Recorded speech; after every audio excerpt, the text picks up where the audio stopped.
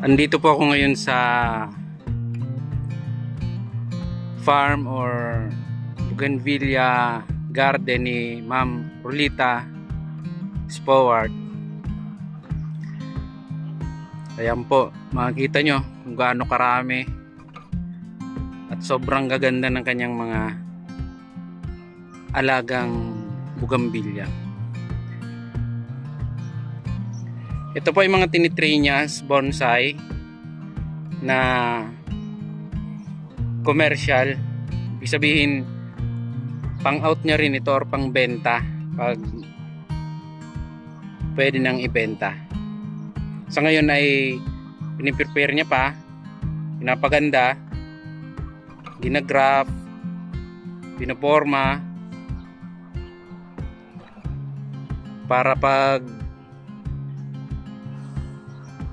binenta ay talagang sulit na sulit. Yan, kita nyo naman kung gaano kagaganda ang ano niya.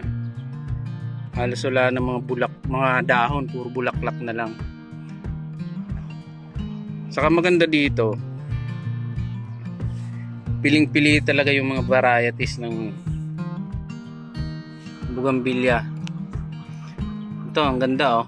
Ito yung paborito ko dito.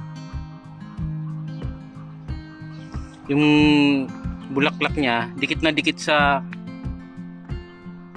trunk, ibig sabihin hindi masyadong lumalayo sa trunk ng puno.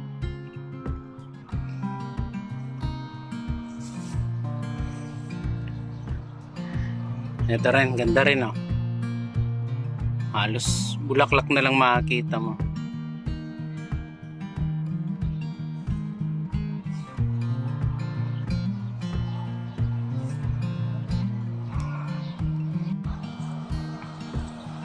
Ito ma'am yung ano, mga raw material. Yeah, parang ganito. Nandito sila nag-uumpisa na hindi mapapansin na may crack sa semento. Tapos makikita mo na lang, teka lang, ang ganda-ganda ng mga base. Bubunutin na ma'am, ano? Oo, bubunutin na lang. Yung mga liko-liko niya, natural na galaw niya lang yan, ma'am? Oo, hindi yan winner. Akala nga nila winner ko. Hindi, no? Dami-dami niya. Gawa ng panahon. Gawa, yeah, yes. Gawa ng circumstance. Hindi nagawa lang namin, kinukuha lang namin. Hindi na-harvest. Ito, ganda oh. Hindi yung dahon. Oo nga, pero tamad eh.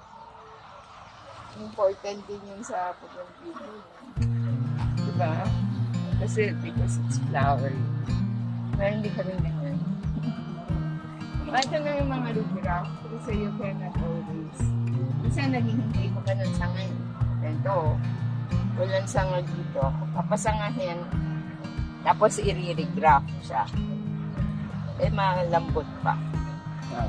So, yung anak ko, ito, i-regraph na yung kailangan niya. Buhay na. Buhay na. Buhay na. Eh, madali din. Bilis lang. Mga siguro, yung kanya-kanya din na variety na dinagraph. Pero I'm not too happy pag more than 8 months na hindi pa finished. Talaga. Hindi ako agad. Bali, ito kasi ma'am na garden mo ay commercial, ano? Commercial to. Kumbaga, for kids to dati. yung mga bougainvillea na hindi naman pang collection mo talaga, no? For ano mo din, for dispose din pag okay na sila, no? Yeah, I guess now for my education lang yan. Gagawin ako parang kahit doing wine, doing ano pa. 5 years ko yung naaral. Eh nag-pandemic kaya malapit na ako mag 5 years. 4 years na ma'am.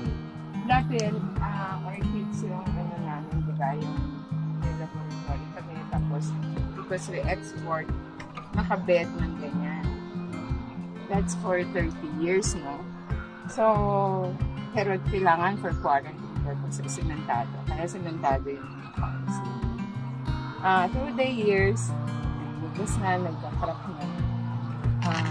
Kaya ganyan yung mga ugat nila. Also, ang daming fertilizer that went into this. Kaya masustansya Kaya yung lupa, ang no? bilis niya. Ang bilis niya, parang 1 year lang, magiging ganyang kalaki. Pag nakarekta talaga sa ground, mas mabilis lumaki. Especially because ang daming pataba niya. Oo. State of the art. Oo. Sa crack niya siya Oo. ganda na ng Ang laki. ganda ng katawan. Pwede na yung mga herpes. Ito nga eh. 21 ko na. Hindi ko paborito. Kasi weak yung nalagay. Napunta lang siya doon. Pero ang ganda oh, hindi siya karaniwan na 21G. Yellow. Yellow siya. Yellow. So, napunta lang siya, nakahanap lang siya ng crack. 1 year old. O, diba? Ganyan na kaagad. Ganda ng forma. Pero din makakita ng yellow na 21K. Ang dami namin ganyan kalalaki. Pinuhukay mo. Kasi sobrang sinisira. Ilang hektar niya ito mga?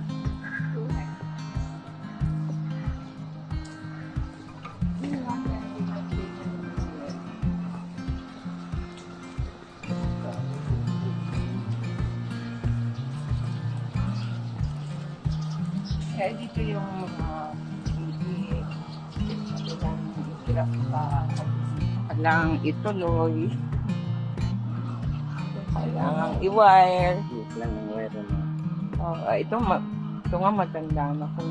Tanda ko ng winire. Hindi na ako happy. 1.5 na yung ginagamit ko. Dapat ano lang. Yan lang sa dami. Ay, yung ano na yun? Maraming bulaklak yun. Sakura din yan. Hindi. Try,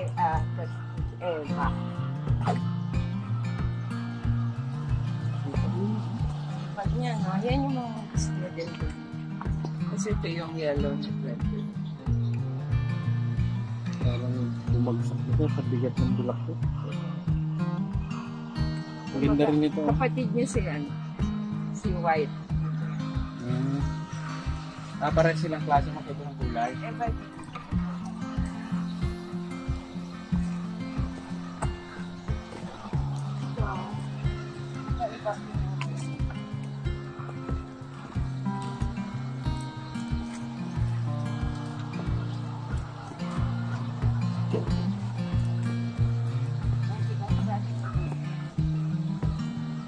This is a variety that they use in Taiwan. It's called Sao Paulo. Ganyan nakita ko kay Charlie Lee. Sir Charlie, bonsai niya. Ganyan ang kulay ng bulaklak. Ito matagal din yung i-finish. Mas okay pa yung white. Saka tinama matigas. Saka masiksik yung bulaklak naman. Ano? Siksik din siya pagka-crystal na. Siguro pag palagi rin pinipirma mo. So ito yung ganyan. Tapos biglang makahanap ng crack. Magiging bonsai na siya. But now we're crafting these ones. Yung sa mga variety na. Ibig sabihin mo, ito, ganyan din siya dati. Ayun, Kaya lang siguro natapat sa may crack. O kaya minsan nga hindi natapat eh. Tatawid silang ganun. Gahanap yung ugat. Oo. Hindi naman ang dami. So every year, mga 500 na ganyan. Hindi ka maubusan ng In this farm, almo.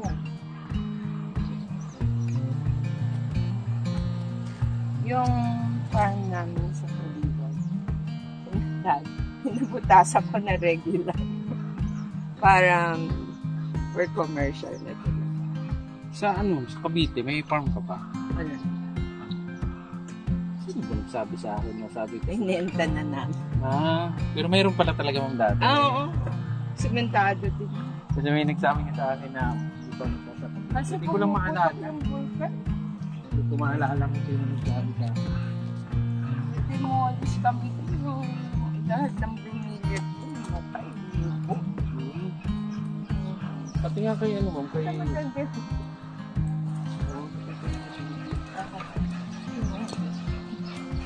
Kabis ko. Bilis lumak.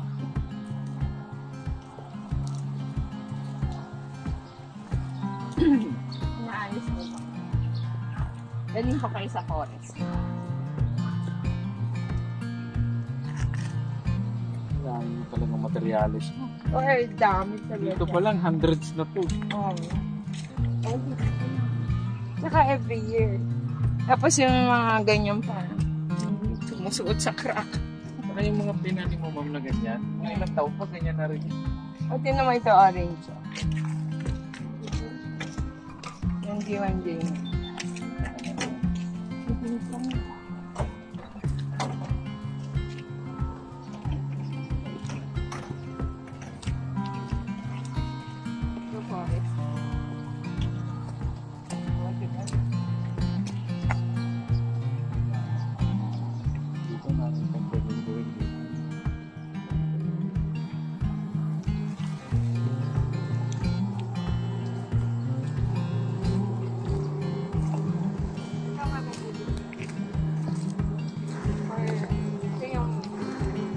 Mahirap kasi yellow.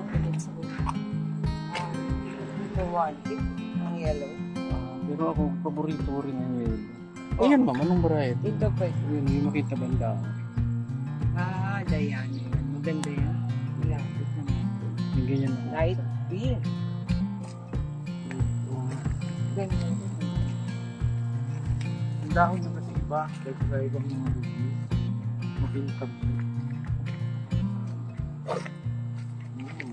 Gabay ko sa kanila na. Okay. Bandi niya. Ang dami nga namin pinatay niyan. Dati, it was lining, parang fire, wheel brake namin. Orchids. Ano tayo? Orchids dito ang gulo.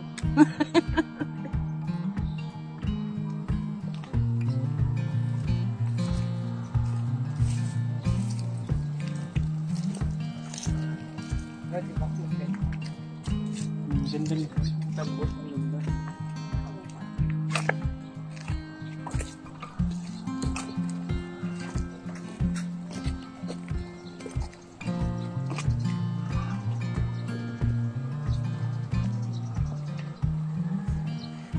Kaya ganito po. Sa irrigation. So, lagi ko po yun.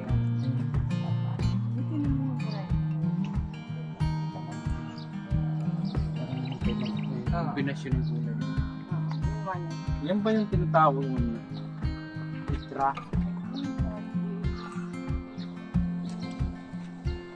Hindi ko may tinatawag na chitra? Oo.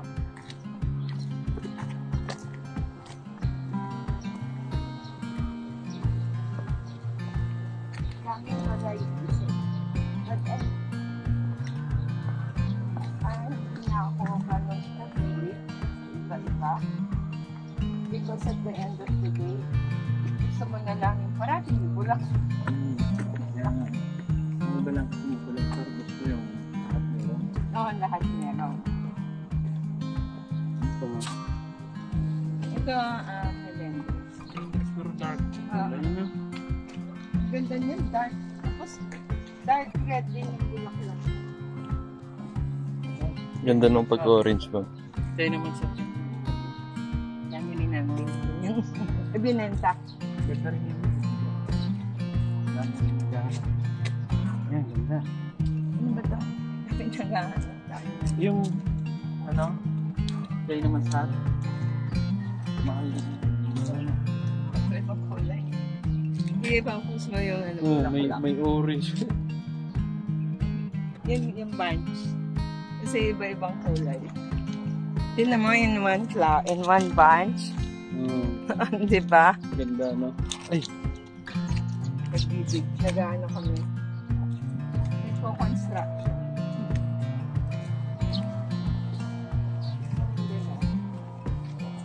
Soft drink. ang dami, oh. Nakahukay ko lang dyan doon. 2 Ganda. days old pa lang to. 2 days ago. Nag-post ako rin nung nag-harvest ako din. Ganda. Ito, lulupit ito pag naging bonsai na naman yun. Oo, ang dali lang nito, mga 6 months. Kakaingit. Pagka sinipag.